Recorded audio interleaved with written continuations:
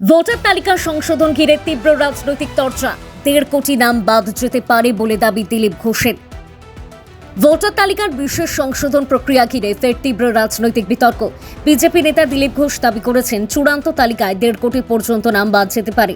তার বক্তব্য, ইতিমধ্যেই ৫৮ লক্ষ নাম বাদ গেছে। শুনানিতে অনুপস্থিত বহু ভোটার রয়েছেন এবং লজিক্যাল ডিসক্রিপেন্সির কারণে আরও কয়েক লক্ষ নাম বাতিল হতে পারে। দিলীপ ঘোষের অভিযোগ, অবৈধ অনুপ্রবেশকারীদের কারণে রাজ্যের নিরাপত্তা হুমকির মুখে এবং সংশোধন প্রক্রিয়া বন্ধ করতে তৃণমূল শুরু থেকেই চাপ সৃষ্টি করেছিল। তার দাবি, বিপুল সংখ্যক নাম বাদ গেলে রাজনৈতিকভাবে সবচেয়ে বেশি প্রভাব পড়বে শাসক দলের ওপর। অন্যদিকে কমিশন সূত্রে জানা গিয়েছে, প্রায় ৭ কোটি ৮ লক্ষ ভোটারের নাম চূড়ান্ত তালিকায় থাকবে। কিছু ক্ষেত্রে শুনানির নোটিশ পাওয়া ভোটারদের নাম প্রথম তালিকায় থাকলেও পরবর্তী সাপ্লিমেন্টারি তালিকায় সিদ্ধান্ত নেওয়া হবে। এছাড়া রাজ্যে নির্বাচনের আগে কেন্দ্রীয় বাহিনী মোতায়েনের দাবিও তুলেছেন দিলীপ ঘোষ। তার অভিযোগ, ভোটের আগেই হিংসার পরিবেশ তৈরি হয়েছে। সব মিলিয়ে ভোটের আগে রাজনৈতিক উত্তাপ আরও বাড়ছে রাজ্যে।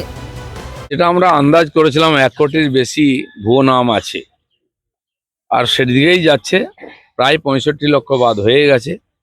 ৫০ লক্ষ লোককে ডাকার পরেও এসআইআর ভেরিফিকেশন আসেনি। এই নাম তো বাদ যাবেই। তারপরে আরও প্রায় ৩৫ লক্ষ নাম যেগুলো থাকবে বিভিন্ন কারণে ডিসপিউটেড, সেখান থেকেও কিছু বাদ যেতে পারে। তাহলে সাম আপ করে, যেমনটা মুখ্যমন্ত্রী জৈন মন্দিরের উদ্বোধনে গিয়ে সেদিনকে বলেছিলেন যে উনি আশঙ্কা করছেন ১,২০,০০,০০০ নাম বাদ যেতে চলেছে। আপনার ক্যালকুলেশনে মোট সংখ্যাটা কত? তার মানে আমরা যেটা বলেছিলাম উনি তো ওটা মেনে নিয়েছেন। বিজেপি এটাই বলছে, আমরা বলছি ১ থেকে ১.৫ কোটি ভুয়ো নাম আছে।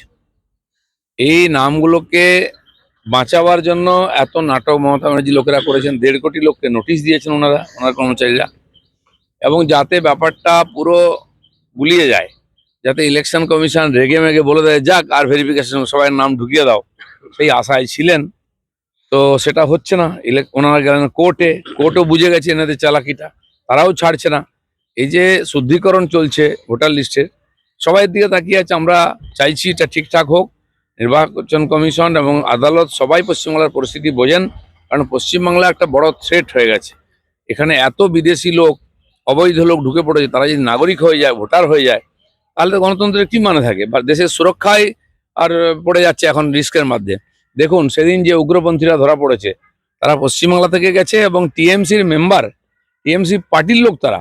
তো উগ্রপন্থী, গ্যাংস্টার, অ্যান্টি সোশ্যাল, এই সমস্ত লোকেরাই এখন টিএমসি কে চালাচ্ছে। প্রথম তালিকায় ১ কোটির বেশি নাম বাদ চলে যায়, তাহলে সেটার বেনিফিট কারা পাবে? মানে বিরোধী পক্ষ পাবে, না শাসক পক্ষ পাবে, না কেউই পাবে না, সমান সমান হয়ে যাবে?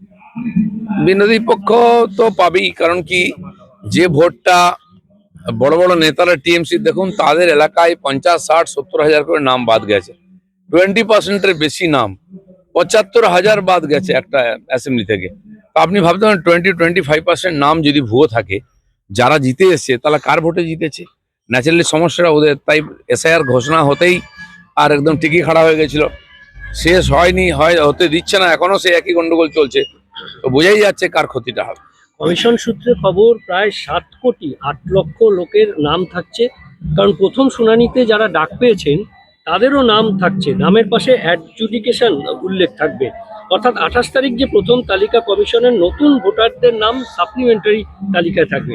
তাহলে তারা কি করবে? মানে যারা নমিনেশনের সময় যাদের নাম বাদ যাবে, তারা কি করবে? দেখুন, এই যে ৫৮ লক্ষ নাম ফর্ম ফিল আপে বাদ চলে গেছে, তারপরেও ১.৫ কোটি লোককে নোটিশ করা হয়েছে।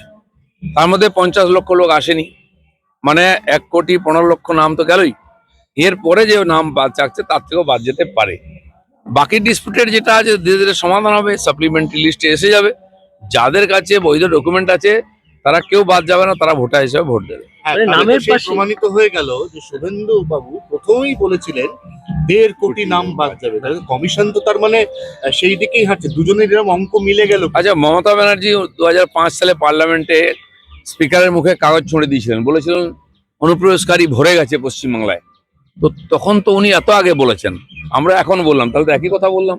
উনি ভালো করে জানতেন ভরে গেছে। এখন তারাই দেশের বিপদ ছিল, এখন তারা তার সম্পদ হয়ে গেছে। এখন কেন বলছেন না অনুপ্রবেশকারী কোথায় নাই, কোথায় গেল রোহিঙ্গা? ওনার পার্টি বলছে, উনি বলছেন। উনি জানেন তাদেরকে আঁচলের তলায় রেখেছিলেন, সেটা বার করে দিয়েছে কমিশন।